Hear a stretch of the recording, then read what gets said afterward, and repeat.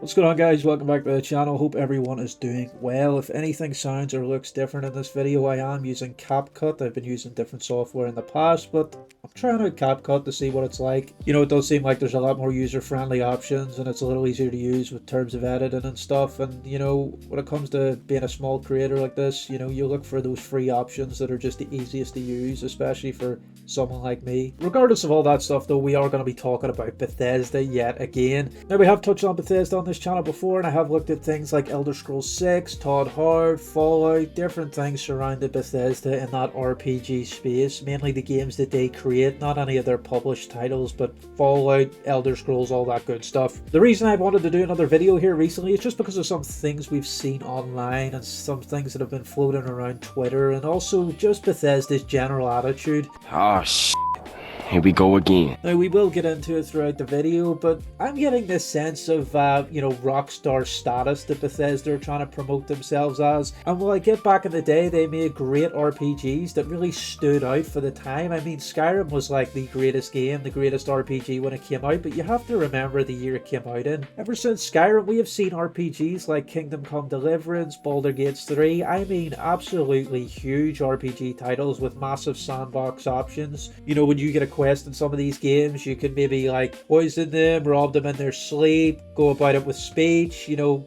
attack head on. And while there have been options like that in Bethesda titles with Fallout, the more modern day RPGs really flesh this out, and it's almost like your imagination can be brought to life without any, you know, pre-existing knowledge of the elements of the game. Not as long as we have our imagination. Now, while that might sound like I'm kind of, you know, shitting on some of these Bethesda titles, I really am not. I cannot wait for Elder Scrolls 6 now. I'm hoping it's good, but at the same time, I cannot wait. I really do want to play that game. When it comes to Bethesda titles, though, we do kind of hold them in this, you know, pedestal in our minds, but we are looking back a far time to do that. I mean, nobody's looking at Starfield and talking about Game of the Year when it comes to that title. Well, they definitely have made great RPGs in the past. Bethesda have lost a lot of their street cred. You know, they can't go around waiting 15 years for a title like they're Rockstar making Grand Theft Auto. You're not that guy, pal. Trust me. You're not that guy. I mean, like, none of their games in the past have really proven that they should take this long. I mean, if Elder Scrolls 6 comes out and it's absolutely giant with a little bit of procedural generation but a lot of detail in every corner of the world, then the community's going to understand why it took that long. But I'm telling you, if this is like another Skyrim but with Unreal Engine 5 and it's about the same size and, you know, there's not a lot of different areas you can go and, you know, the options to handle quests differently aren't there and the RPG elements aren't there, if they release a mediocre RPG, it's over for them.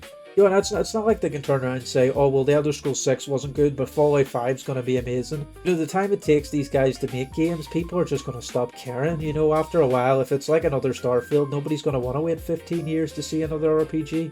One of my theories why it takes so long for these guys to release RPGs, i.e. Elder Scrolls 6, is the fear of getting shut down like Starfield did. I mean, especially Todd Hard. I mean, he's going to have the biggest issue when it comes to people hating on his game and Twitter just going all out against Starfield, especially since he, you know, dreamt up Starfield for years and thought it was going to be this absolute banger. And I think a lot of the waiting that we have to deal with in terms of this next release, I think some of it has got to do with the fear of rejection. I think they're really trying to perfect this because they don't want us to hate on it. Sure, Bethesda could do a cyberpunk style release where they slowly fix things over time and bring it up to the standard, but like with the expectations that we have, Bethesda really need to nail the launch with Elder Scrolls 6. Way too much time has passed for them to be able to rely on modders this time round. When we're talking about Elder Scrolls 6 specifically, I mean, with the time it's taken in this development cycle, you really have to do a good job. It's like, I mean, the expectations are sky high when it comes to this game, and I think that scares Bethesda a lot. So one of the first things that I've come across online recently is this Fallout TV show counter. As you can see in the image, there is a counter on the Fallout Amazon TV show's website, and it has a countdown. Now, people have worked out that this countdown does directly correlate with the end finale episode of the season. However, this is quite odd in itself when it comes to TV shows and different little countdowns that they might do. You know, I can't remember anyone doing this before, but then again, with a video game being changed to a TV show, there is going to be that element of interaction with the customer because, like playing a video game, they want the customer to interact with the media. That being said, some people online have taken this as a sign that the Fallout 3 remaster that was kind of leaked or alluded to is going to drop on this date as a Shadowdrop release. We have seen a Shadowdrop release from Bethesda before with the Oblivion remaster, and in my personal opinion, I love it when they do this. You know, the excitement when you finish that trailer to know you can just jump straight in. I mean, it's like no other. I really do wish more video games did this. You know, it's really an exciting moment when you do watch that trailer. However, when it comes to Bethesda and the time they take to do things, I'm just not too sure about this one. I mean, we could see a Fallout 3 Shadowdrop. You know, it's not completely impossible, especially when we know Bethesda use third-party development companies to publish remasters like they did with Oblivion. That being said, I do hope that is the case. I want all hands on deck when it comes to Elder Scrolls 6. I don't want anybody at Bethesda getting distracted with remakes and remasters. You know, it's too often that we see gaming companies remastering and remaking things nowadays. It's almost like original creativity is just disappearing, and people losing their creativity paired with the rise of AI is just a recipe for disaster, and I really hope video games go back to making original high quality titles. That being said, a Fallout 3 remaster would be fun to play, especially as early as February 9th, I do believe, so that would be fantastic. You know, I would enjoy it, but at the same time, they need to be focused on the main concern, and that's developing and releasing Elder Scrolls 6, and I hope they get that done within the next 3 years. The next one that was doing the rounds on Twitter was this tweet from Xbox. The tweet says, "Big year for games ending in 6. Now, a lot of Elder Scrolls fans kind of alluded to the fact that this would be Elder Scrolls 6, as you can see from the tweet on screen. People were saying that this was for ES6, and they were hinting at it, and we were going to see a release. Before I even get into it, you can get that out of your head right now. There is zero chance we're seeing Elder Scrolls 6 this year. Idiot! You're honestly an idiot!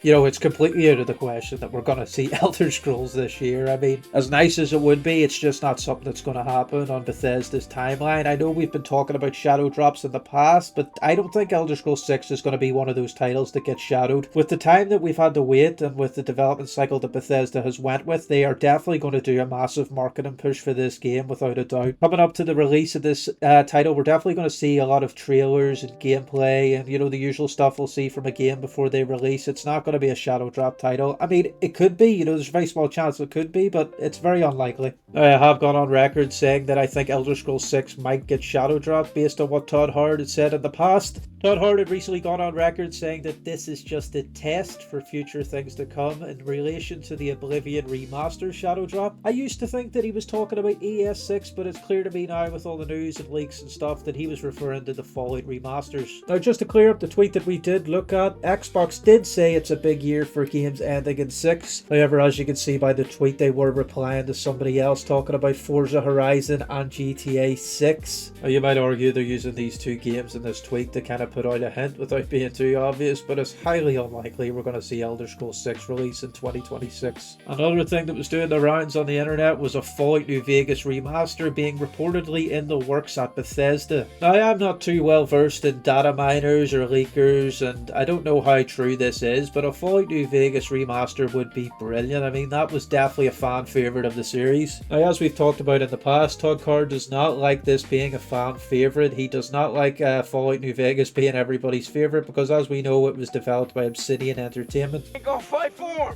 I'm a better father than you, Rick. Bethesda did not develop Fallout New Vegas, and while they did not, the RPG elements, the story, the characters, you know, that gritty, dark kind of environment that really brought Fallout to life, that wasn't Bethesda's doing, and of course that really pissed off Todd Howard, as we know. A lot of people have even speculated that the TV show has been taken in a certain direction in order to kind of like downplay or kind of ruin the previous Fallout New Vegas story based on the games. I haven't watched the TV show, nor am I too well versed in the lore despite playing it a lot, so I don't know, but a lot of people have said that Todd Howard is trying to destroy New Vegas. Whether that's true or not, in terms of Fallout New Vegas being in the works as a remaster, it could be possible for sure. Listen, regardless if Bethesda like it or not, if Todd's on board with the idea, Fallout New Vegas remaster would be an absolute money maker. But we'll just have to wait and see if this comes to fruition or if there's any truth behind this. We did know about Fallout 3 for a long time, but now they're saying Fallout New Vegas is also on the cards. I'd say with the Fallout TV show, they're going to be pressured even more into doing this title, into doing this remake, so we'll have to wait and see. That's going to be it for the video. I did just want to touch on some of the things surrounding Bethesda in recent times. I did want to touch on some things that were being talked about in regards to the Fallout remasters. But all in all, this was quite a well done video in terms of my attitude, because I I am losing patience with Bethesda. Like I said earlier on the video, these guys think they have some sort of rockstar status. Like, I get Bethesda are good and they have made some fan favorites, but the time is going on, the years are going by, and people's opinions change. You can't just keep rocking up and hoping that people start praising you and patting you on the back when you don't deliver anything to the consumer anymore. That being said, hopefully Bethesda come out with some information or some sort of gameplay reveal following Elder Scrolls 6 this year. With it being unlikely, they do really need to give the fans something or somebody information, not just how many trees are going to be involved. More trees in Elder Scrolls 6 or less, more, most definitely.